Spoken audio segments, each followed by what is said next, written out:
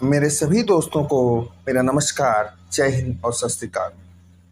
दोस्तों, समसामयिक घटना चक्र की सीरीज को जारी रखते हुए आज के वीडियो में हम समसामयिक घटना चक्र का प्रैक्टिस सेट 6 लेकर आए हैं, जिसमें आप सभी का स्वागत है। प्रश्न है, myths and symbols in Indian art and civilisation नामक पुस्तक के लेखक कौन है? प्रश्न है, myths and symbols in Indian art and civilisation नामक पुस्तक के लेखक कौन है? Stella Kramrisch, Anand Coomaraswamy, Henry Zimmer और जय अप्पा स्वामी। तो बताना है आप लोगों को कौन है इस पुस्तक के लेखक।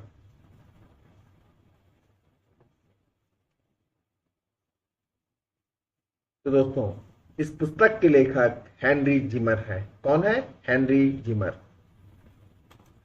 अगला प्रश्न है, निम्न में कौन सी पुस्तक स्टेला कैम्बिश द्वारा रचित है? निम्न में कौन सी पुस्तक स्टेला कैम्बिश द्वारा रची है? ऑप्शन है Indian temple, unknown India, autobiography of an unknown India और जर्नी टू अननोन इंडिया। तो दोस्तों, इनमें से अननोन इंडिया पुस्तक जो है स्टेला कैम्बिश की है। कौन सी? Unknown India. अगला प्रश्न है, the Hindu view of art पुस्तक किसकी है? प्रश्न है, the Hindu view of art पुस्तक किसकी है? ईवी हेवल की, डॉक्टर मुल्कराज आनंद की, पारसी ब्राउन की और आचार्य रामचंद्र शुक्ल की।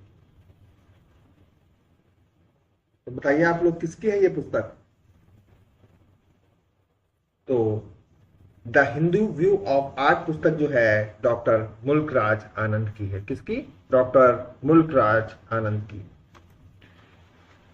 अगला प्रश्न है, रेखावाली ग्रंथ किसने लिखा है?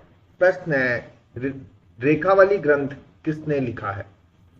प्रोफेसर रामचंद्र शुक्ल ने, विश्वनाथ खन्ना ने, अशोक भौमिक ने और अशोक वाजपेयी ने। बताइए आप लोग, रेखावाली ग्रंथ किसने लिखा है?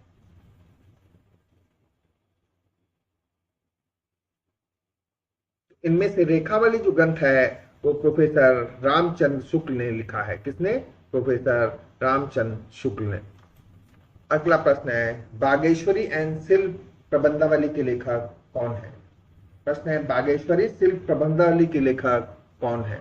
पारसी ब्राउन, अवनींद्रनाथ टैगोर, स्टेला कैम्बिश और सितारा देवी।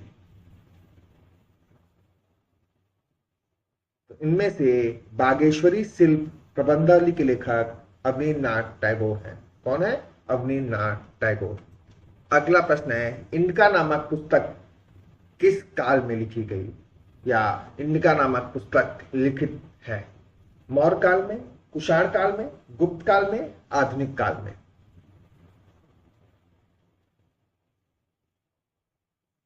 तो दोस्तों, जो इंडिका नामक पुस्तक थी वो मौर्य काल में लिखी गई थी। किस काल में? मौर्य काल में। अगला प्रश्न है, ईसाई धर्म की पुस्तक मूल रूप से किस भाषा में लिखी गई है? तो दोस्तों, ईसाई धर्म की जो पुस्तक है बाइबिल, वो मूल रूप से हिब्रू भाषा में लिखी गई है। किस भाषा में लिखी गई है? हिब्रू भाषा में। अगला प्रश्न है, गीत गोविंद के लेखक कौन है? वाल्मीकि, भानुदत्त, दिल्हड़ और जयदेव। तो दोस्तों, गीत गोविंद के लेखक जयदेव हैं। कौन है? जयदेव। अगला प्रश्न है, गीतांजलि के रचयिता कौन है? दिनकर, राजेंद्र नाथ, रवीन्द्रनाथ टैगोर और कैलाश वाजपेयी। इनमें से गीतांजलि के रचयिता रवीन्द्रनाथ टैगोर हैं। गीतांजलि के लिए रवीन्द्रनाथ टैगोर को 1913 में नोबेल पुरस्कार से सम्मानित किया गया था। कब? 1913 में। अगला प्रश्न है, रत्नमाला किसने लिखी है? सोमेश्वर ने, वात्स्यायन ने, सर्वेश्वर ने और कुमार स्वामी ने। तो दोस्तों, जो रत्नमाला पुस्तक है वो सोमेश्वर द्वारा लिखित ग्रंथ है। किसके द्वारा? रत्नमाला सोमेश्वर द्वारा लिखित ग्रंथ है। अगला प्रश्न है, द मर्चेंट ऑफ वेनिस किसका उपन्यास है? या द मर्चेंट ऑफ वेनिस किसने लिखा? रविन्द्रनाथ टैगोर ने, थॉमसन ग्रे ने, विलियम शेक्सपियर ने, विलियम वर्ड्सवर्थ ने? तो द मर्चेंट ऑफ वेनिस जो है दोस्तों, विलियम शेक्सपियर ने लिखा था। किसने? विलियम शेक्सपियर ने। अगला प्रश्न है, शेक्सपियर का प्रसिद्ध नाटक कौन सा है? Homer, the merchant of Venice, Nightingale और मसनवी? इनमें से विलियम शेक्सपियर का जो प्रसिद्ध नाटक है वो है मर्चेंट ऑफ वेनिस।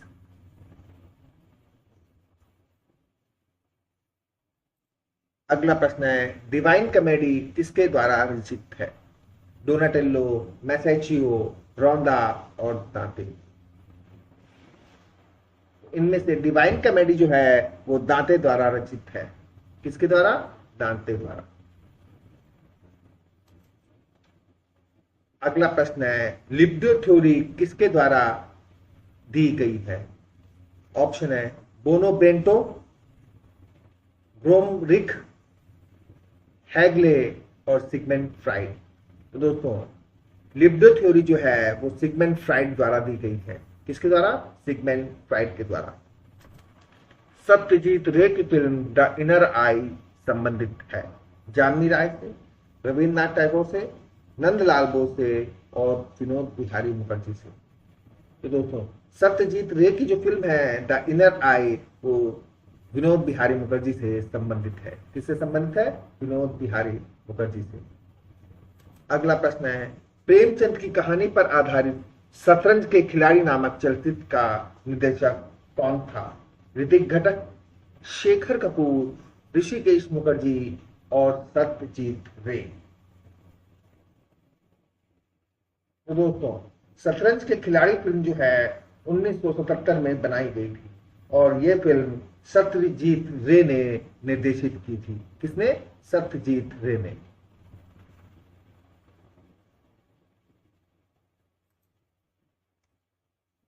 अगला प्रश्न है, आक्रोश फिल्म में अभिनेता की भूमिका किसने निभाई? नाना पाटेकर, श्याम बेनेगल, ओम पुरी और ओम शिवपुरी?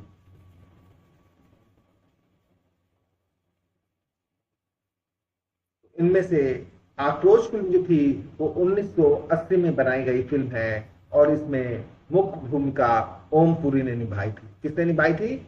ओम पुरी ने। अगला प्रश्न है, गोल गुंबज कहाँ स्थित है? तो गोल गुंबज जो है वो बीजापुर में स्थित है दोस्तों। कहाँ स्थित है? बीजापुर में। और वास्तुकार याकूत द्वारा इसका निर्माण 1626 ईस्वी में प्रारंभ कराया गया। कब कराया गया था इसका निर्माण? 1626 में। और किसने कराया था? वास्तुकार याकूत द्वारा। अगला प्रश्न है, आगरा एवं फतेहपुर सीकरी दोनों लंदन से बड़े हैं, यह कथन किसका है? लॉर्ड माउंटबेटन, महारानी विक्टोरिया, फहियान और रॉल्फ फिंच? तो दोस्तों, आगरा एवं फतेहपुर सीकरी दोनों लंदन से बड़े हैं, यह कथन रॉल्फ फिंच का है। किसका है? रॉल्फ फिंच का।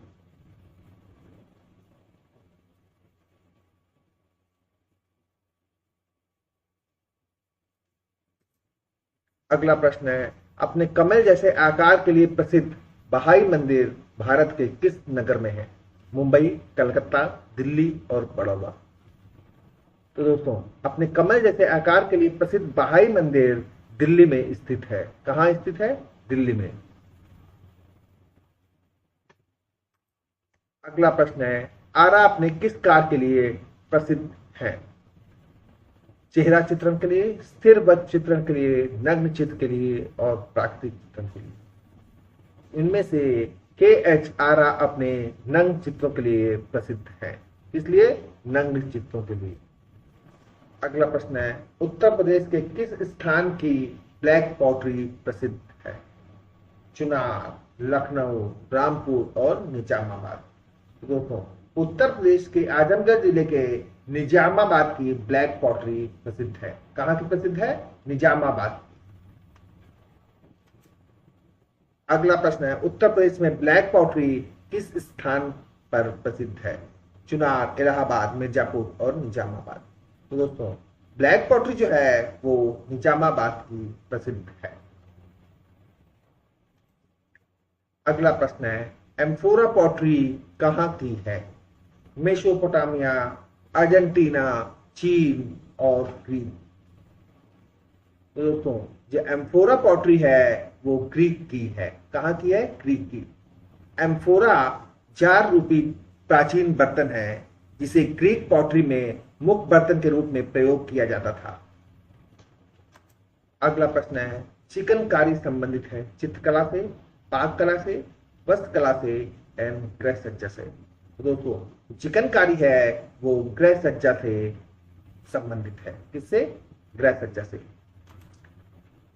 अगला प्रश्न है, के.जी. सुब्रम का प्रसिद्ध म्यूरल किस शहर में है?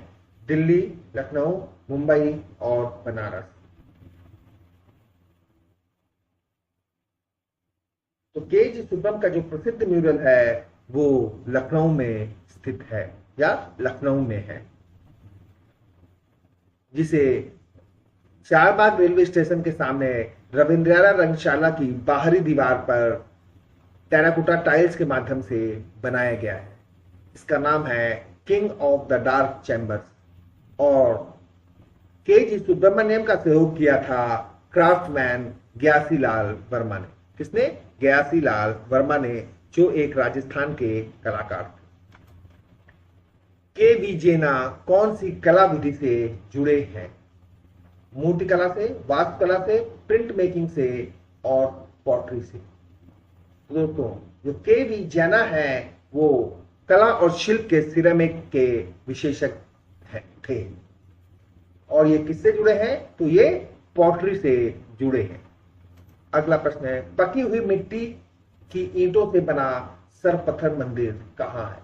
मालेगांव, जलगांव, भीतरगांव, कोई नहीं। दोस्तों पकी हुई मिट्टी की ईंटों से बना सरपत्थर मंदिर भीतरगांव में स्थित है। कहाँ स्थित है? भीतरगांव। कानपुर में स्थित भीतरगांव का मंदिर वर्गाकार चबूतरे पर ईंटों से बना सर्वप्रथम मंदिर है।